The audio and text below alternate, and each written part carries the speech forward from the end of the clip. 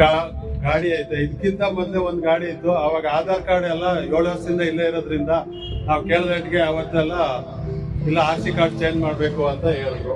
RC card change ಮಾಡಕ್ಕೆ ದುಡ್ಡು 4,000 ರೂಪಾಯಿ ಆಗುತ್ತೆ, ಯಾರು ಕೊಡ್ತಾರೆ ಹೇಳಿ?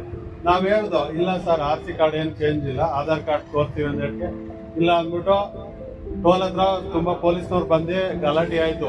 ಓಕೆ, ನಾವು ಹೇಳ್ತಾ ಇರೋದು ಟೋಲಲ್ಲಿ ಯಾರ್ಯಾರು ಕೆಲಸ ಮಾಡ್ತಾ ಇದಾರೋ ಅವ್ರು ಬಂದು ಕೇಳೋದು ಉತ್ತಮ. ಅದ್ ಬಿಟ್ಬಿಟ್ಟು ಹೊರಗಡೆ ವ್ಯಕ್ತಿ ಯಾರು XYZ ಹೆಸರು ಹೇಳಕ್ ಹೋಗ್ಬಾರ್ದು. ಅವ್ರು ಬಂದು ಇದ ಹಂಗಪ್ಪ ಹಿಂಗಪ್ಪ ಅಂತ ಅವ್ರು ಮಾತಾಡಕ್ ರೈಟ್ಸು ಇಲ್ಲ, ನಮ್ಮನ್ನ ಬಂದು ಮಾತಾಡಂಗಿಲ್ಲ. ಓಕೆನಾ? ನಾವು ನೆಕ್ಸ್ಟ್ ಹೇಳ್ತಾ ಇರೋದು, ಇವಾಗ ಏನೋ ಒಂದು ಆಗೋಯ್ತೆ, ಇದ್ರ ಮುಂದೆ ನಾನು ಹೇಳ್ತಾ ಇರೋದು ಯಾವುದೇ ಟೋಲಲ್ಲಿ ಕೆಲಸ ಮಾಡೋದು ಒಂದು ಬೋರ್ಡ್ ಹಾಕ್ಬೇಕು ಸರ್. ಯಾರು ಇನ್ಚಾರ್ಜು, ಯಾರ್ಯಾರು ಇದ್ದಾರೆ, ಎಷ್ಟು ಜನ ಇದ್ದಾರೆ, ಅವ್ರ ID ಕಾರ್ಡು ಮತ್ತೆ ಯೂನಿಫಾರ್ಮ್ ಇರೋರು ಅವ್ರು ಬಂದು ಮಾತಾಡ್ಬೇಕು. ಇವಾಗ ಎಲ್ಲರ ಹತ್ರನೂ ವಿಡಿಯೋ ಐತೆ, ಕ್ಯಾಮ್ರಾ ಐತೆ, CCTV ಐತೆ. ಯಾವುದೇ ರೀತಿ ನಾವು ತಪ್ಪಾಗಿ ಮಾತಾಡಕ್ಕಾಗಲ್ಲ. ನಾವು ಫಸ್ಟ್ ಅಣ್ಣ ಅಪ್ಪ ಅಂತ ಹೇಳ್ತೀವಿ. ಕೆಲವ್ರು ಬಂದ್ಬಿಟ್ಟು ನಾನು ಅವತ್ತಾದಾಗ ನಾನು ಹೇಳ್ದೆ, ಇಲ್ಲಿ ನಮ್ ಗುಂಡಣ್ಣ ಅವರು ಇದ್ದಾರೆ, ನಮ್ ಮೆಂಬರ್ಗಳು ಇದ್ದಾರೆ, ಅವ್ರಿಗೆಲ್ಲ ಹೆಸರು ಹೇಳ್ಬಿಟ್ಟು ನಾವ್ ಹೇಳ್ದಾಗ ಏನಾದ್ರು ಗೊತ್ತಾ, ಇಲ್ಲ ಆ ರೀತಿ ಆಗಲ್ಲಪ್ಪ, RC ಕಾರ್ಡ್ ಚೇಂಜ್ ಮಾಡ್ಬೇಕು. ಸರಿ, ಓಕೆ, ನಮ್ಮ ಹತ್ರ ಇವಾಗ ನಾವು ಡ್ಯೂಟಿ ಮಾಡ್ತಾ ಇದೀವಿ, ದುಡ್ಡಿಲ್ಲ, ಒಂದ್ ವಾರ ಟೈಮ್ ಕೊಡಿ ಅಂದ್ರೆ ಆಗಲ್ಲ ಅಂತ ಹೇಳಿದ್ರು. ಓಕೆ, ಅದಕ್ಕೆ ನಾನು ಒಪ್ಕೊಳ್ತೀನಿ. ನೆಕ್ಸ್ಟ್ ಇವಾಗ ಹೊಸ ಗಾಡಿನೇ, ಹಳೆ ಗಾಡಿ ಕೊಟ್ಬಿಟ್ಟು ಹೊಸ ಗಾಡಿನೇ ತಗೊಂಡಿದ್ದೀನಿ. ನಮ್ದು ಇನ್ನೂ RC ಕಾರ್ಡ್ ಬಂದಿಲ್ಲ. ನಾನು ಇವಾಗ ರೈತ ಸಂಘ ಕೇಳ್ಕೊಳ್ಳೋಕೋಸ್ಕರ ನಾನು 30 ಕಿಲೋಮೀಟರ್ ಖಾಲಿ ಬಂದು ಇಲ್ಲಿ ಇಟ್ಕೊಂಡಿದ್ದೀನಿ. ಓಕೆನಾ?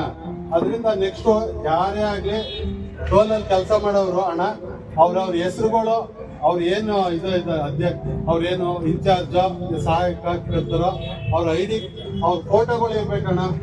ಮತ್ತೆ ಫೋಟೋ ಜೊತೆಗೆ ಅವ್ರು ನೆಕ್ಸ್ಟ್ ನಮ್ಮ ಹತ್ರ ಮಾತಾಡ್ಬೇಕಾದ್ರೆ ಅವ್ರ ID ಕಾರ್ಡು, ನೀವು ಲಾಸ್ಟ್ ಟೈಮ್ ಫೇಸ್ಬುಕ್ ಅಲ್ಲಿ ನೋಡಿ ಪೊಲೀಸ್ ವೆರಿಫಿಕೇಶನ್ ಇರ್ಲೇಬೇಕು ಅಂತೇವ್ರೆ ಸರ್. ಯಾಕಂದ್ರೆ ಇವಾಗ ಯಾರೋ ಗೂಂಡಾಗಳು ಬಂದ್ಬಿಟ್ಟು ಇಲ್ಲಿ ಹೆಂಗೆಂಗೋ ಮಾತಾಡೋದು. ಲಾಸ್ಟ್ ಟೈಮ್ ನಾವು ಪಟ್ಟಲಮ್ಮನ ದೇವಸ್ಥಾನ ಹತ್ರ 100 ರೂಪಾಯಿ ಕೊಟ್ಬಿಟ್ಟು ಬರೆಸ್ದಾಗ ಒಬ್ಬ ಹುಡುಗ ಎಲ್ಲ ಹೇಳ್ದು, ಇಲ್ಲಿ ಯಾರು ಅಡ್ಡಾಕ್ಬಿಟ್ಟು ಚರ್ಮ ಸುಲ್ಬಿಡ್ತೀವಿ ನಿಮ್ಮನ್ನ ಅಂತಾರೆ.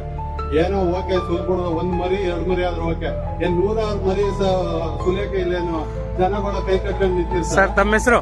ನನ್ನ ಹೆಸರು ಮಹಾದೇವ್. ಎಲ್ಲರೂ ಮಹಾದೇವ್ ಅವ್ರಿಗೆ ಒಂದು ಚಪ್ಪಾಳೆ ಹೊಡೀರಿ. ಹೌದು, ಇಲ್ಲಿ ವ್ಯವಸ್ಥೆ ಹೆಂಗಿದೆ? ಇವಾಗ ನಾನು ಇರಕ್ಕೂ ಸೈ, ನಾಳೆ ಸಾಯಕ್ಕೂ ಸೈ. ಸರ್ ಬೇಡ, ಅವೆಲ್ಲ ಬೇಡ, ಅವೆಲ್ಲ ಬೇಡ. ಪ್ರಶ್ನೆ ಕೇಳಿದ್ರೆ ಇದು ಮಾಡಿ, ನಾವು ಚಾಲೆಂಜ್ ನಮ್ಮನ್ನ ಹೊಡೆದು ಬಿಡ್ಬೋದು, ಇಲ್ಲಾಂದ್ರೆ ಇದು ಮಾಡ್ಬೋದು. ಇವಾಗ ಮಹಾತ್ಮ ಗಾಂಧಿ, ಸುಭಾಷ್ ಚಂದ್ರ ಬೋಸ್ ಅವರೆಲ್ಲ ಸತ್ರು ಆದ್ರೂ ಇಲ್ಲಿ ಭೂಮಿ ಅಳಿಯ ಗಂಟನು ಅವ್ರ ಹೆಸರು ಹೇಳ್ತಾರೆ. ಅದ್ ಬಿಟ್ಬಿಟ್ಟು ಕೆಡಿಗಾಡಿಗಳು ಅವ್ರ ಹೆಸರನ್ನೆಲ್ಲ ಬರೀತಾರ, ಇಲ್ಲ ಏನಾರ ಅವ್ರ ಹೆಸರು ಹೇಳ್ತಾರ. ತಾನೆ ಬ್ರದರ್, ಒಳ್ಳೆ ಸಲಹೆನ ಕೊಟ್ಟಿದ್ದೀರಿ. ಇವಾಗ ಯಾರಾಗ್ಲಿ ಒಂದ್ ಸ್ವಲ್ಪ ಹಳ್ಳಿ ಇರೋರ್ಗೆಲ್ಲ ಒಂದ್ ಸ್ವಲ್ಪ ಹೆಲ್ಪ್ ಮಾಡಕ್ಕೆ ಅಂತಾನೆ ಇದೆಲ್ಲ ಟೋಲ್ ಅಂತ ಇದು ಮಾಡ್ತಿರೋದು.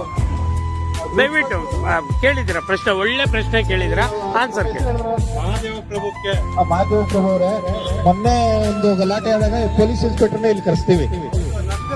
ಹೌದೌದು, ಅಲ್ಲ ನೀವು ಕರ್ಸಿದ್ರಲ್ಲ, ನಾವು ಕರ್ಸಿದ್ವಿ. ಆ ಸಂದರ್ಭದಲ್ಲಿ ಹೇಳಿದ್ವಿ ಅವ್ರಿಗೆ, ಸರ್ ಈ ತರ ಎಲ್ಲೋ ಗಾಡಿಗಳು, ಬೇರೆ ಕಡೆ ಗಾಡಿಗಳು ನಾವು ತಂದು ಓಡಿಸಂಗೆ ಇಲ್ಲ, ಆ ತರ ಪರಿಸ್ಥಿತಿ ಬಂದಿದೆ. ಆಧಾರ್ ಕಾರ್ಡ್ ಇಲ್ಲಿದ್ರೆ ಸಾಕು, ಎಲ್ಲಾ ಗಾಡಿಗಳನ್ನ ಅಲೋ ಮಾಡ್ಬೇಕು ಅಂತ ಹೇಳಿ ಆಯ್ತು ಅಂತ ಅವರು ಹೇಳಿದ್ರು. ಆ ಪ್ರಸನ್ನ ಟೋಲ್ ಇನ್ಚಾರ್ಜ್ ಇದ್ದಾರೆ, ಅವ್ರಿಗೂ ಕೂಡ ಡೈರೆಕ್ಷನ್ ಕೊಟ್ಟಿದ್ದಾರೆ. ಮತ್ತೆ ಎರಡನೇ ವಿಷಯ ತಾವು ಹೇಳಿದ್ರಿ, ಯಾರ್ಯಾರು ಕೆಲಸ ಮಾಡ್ತಾ ಇದಾರೆ ಅವ್ರದ್ದು ಬೋರ್ಡ್ ಅಲ್ಲಿ ಹಾಕ್ಬೇಕು.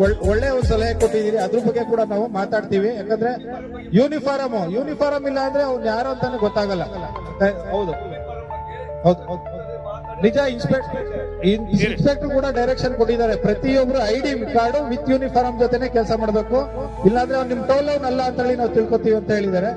ಮತ್ತೆ ಮುಂದಿನ ದಿನಗಳಲ್ಲಿ ಅವ್ರಿಗೆ ಹೇಳ್ತೀವಿ, ಅವ್ರು ಯಾರ್ಯಾರು ಡ್ಯೂಟಿ ಮಾಡ್ತಾ ಇದಾರೆ, ಕೆಲವು ಆಫೀಸ್ಗಳಲ್ಲಿ ಆಗ್ತಾರೆ, ಇವರು ಇಂತಿಂತವ್ರು ಡ್ಯೂಟಿಗೆ ಬಂದಿದ್ದಾರೆ ಅಂತೇಳಿ, ಅಂತವ್ರನ್ನ ಹಾಕಕ್ಕೆ ಇದು ಮಾಡೋಣ, ಅದು ಕೂಡ ಹೇಳೋಣ ಅವ್ರು.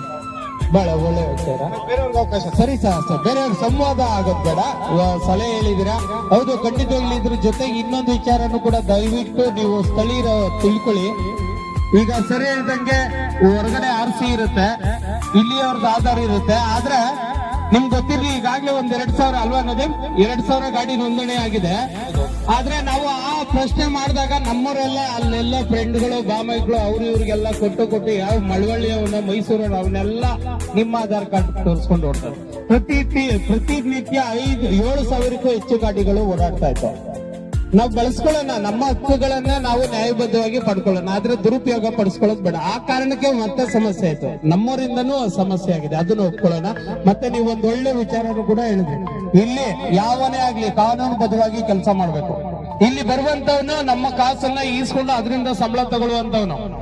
ಹಾಗಾಗಿ ಇಲ್ಲೇನು ರಾಜನ ಮಕ್ಕಳೆಲ್ಲ ಯಾರೇ ಆಗ್ಲಿ, ಮುಂದಿನ ದಿನಗಳಲ್ಲಿ ಯಾವ್ದೇ ಆಗ್ಲಿ, ನಾನು ಪ್ರತಿ ಸಲಿನೂ ಹೇಳ್ತಾ ಇದ್ದೀನಿ, ನಮ್ಮ ಭಾಗದ ರೈತರನ್ನ, ನಮ್ಮ ಭಾಗದ ಜನರನ್ನ ಗೌರವಿಸಿ ನಡಿಬೇಕು ಅಂತ. ಮುಂದಿನ ದಿನಗಳಲ್ಲಿ ತಮ್ಮ ಮೇಲೆ ಏನಾದ್ರೂ ಅಂತ ಪ್ರಕರಣಗಳಾದ್ರೂ ನಾವು ಜೊತೆಲಿ ಇರ್ತೀವಿ ಸರ್. ಯಾವುದೇ ಕ್ರಿಮಿನಲ್ ಹಿನ್ನೆಲೆ ಇರುವಂತವನು ಮತ್ತೆ ಕೇಸ್ಗಳು ಇರುವಂತವ್ರು ಯಾರು ಅಲ್ಲಿ ಕೆಲಸ ಮಾಡಬಾರ್ದು ಅನ್ನುವಂಥದ್ದು ನೀವು ಹೇಳಿದಂತ ರೌಡಿ ಶೀಟರ್ಗಳು ನಮಗೂ ಅರಿವಿಗೆ ಬಂದಿದೆ. ನಾವು ಅದಕ್ಕೆ ರೈತ ಸಂಘ ದೂರು ಕೊಟ್ಟಿದ್ದೀವಿ, ನಾವು ಅದನ್ನು ಕೂಡ ಹೇಳ್ತೀವಿ. ಒಳ್ಳೆ ವಿಚಾರ ಸರ್, ಧನ್ಯವಾದಗಳು. ಬೇರೆ ಯಾರಿಗಾನ ಪ್ರಶ್ನೆ ಇದ್ರೆ ಹೇಳ್ಬೋದು, ನಮ್ಮಲ್ಲಿ ಮನಸ್ಸಲ್ಲಿ ಏನೋ ಬಂದು